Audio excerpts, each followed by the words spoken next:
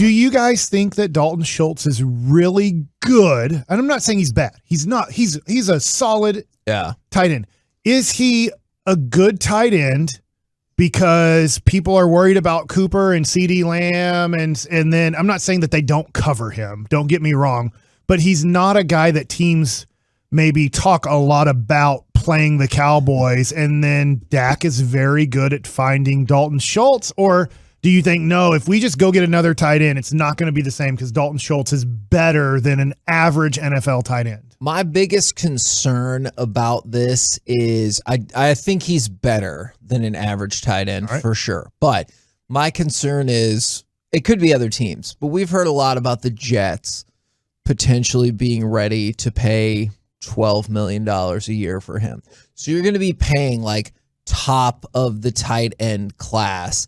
And if he's top 5, that's great. If he's not, then you're stuck with another contract, and we already feel like we have some of those. So I think right now he's definitely in the mix for top 5 tight end, but he's about to get paid like he might be one of the best 3 tight ends. And that feels like it could be a mistake. I know off the top of my head, I just think of Kittle and Kelsey. And Kittle gets hurt. I mean, like I hear what you're saying, but here's some numbers. All right, if that would help you. Waller from Mark Andrews was the best tight end this year. Okay, from Baltimore, 107 catches, 153 targets, 1,300 yards, 9 touchdowns. Yeah, and he's their best receiving option. Yeah, he has a 12.7 yards per catch. Is that good? Yeah, for a tight end. Significant. Cool. Travis Kelce was number 2 this year. 92 catches, 134 targets, 1,100 yards, 12.2 yards per catch, 9 touchdowns. All right.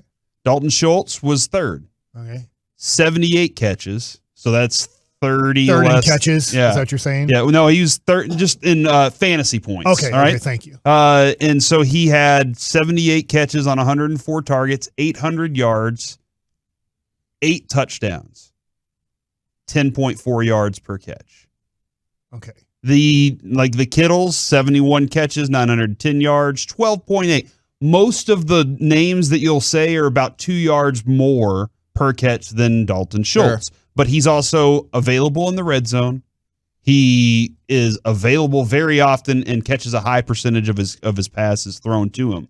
But it's not that like they are saying we're going to commit you as our number 2 receiver or our number 1 receiver on this team. You know what? I feel like nothing against Dalton Schultz because like I'm just thinking in my head now of tight ends like Kyle Pitts. I get Kyle Pitts, 68 catches, 1,026 yards, and how many touchdowns? 2, 1. And I would say this, I do think that 32 teams would take Pitts over Dalton Schultz next year. Even though I get Dalton Schultz has more experience, they would probably say, I really think this Pitts guy is going to be better than Dalton Schultz 15 yards per catch. Yeah. Is wow. How much you're paying your quarterback, how much you're paying, unfortunately, your running back, how much you're paying kind of what you're paying on the offensive side.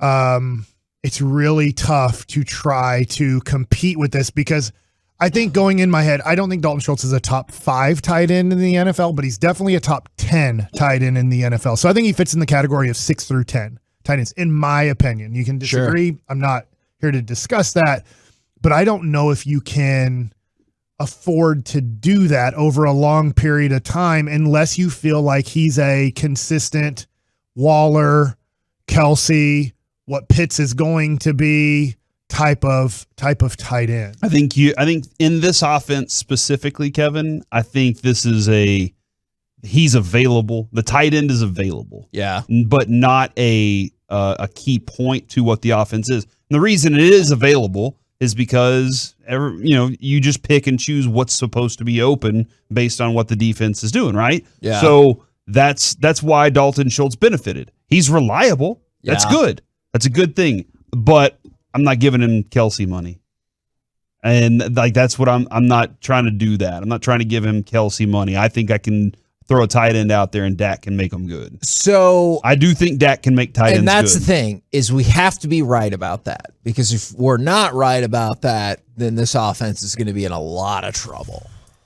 You know what I'm saying? No, I hear you. I'm just you definitely could be right about that because I have heard that is definitely a narrative, is that Dalton Schultz is good because that's who he checks down to, or, like I'm familiar with that narrative, and that could be true. Yeah, and I think to your point, we don't know if that's 100% factually true, but I lean that way too, because Cole Beasley's best year ever was when Dak Prescott was a rookie and he used the little slot receiver for 3 to 10 yard routes the best, right? Yeah. We have not got the most out of Amari Cooper. We have not got the most out of CeeDee Lamb. Is that all on Dak Prescott? No, it is not all on Dak Prescott. Now you have to try to cut the pie on how much is it Dak Prescott's fault? How much is it Kellen Moore's fault, or / Jason Garrett's fault before, because he had at least Amari Cooper, under his wing too.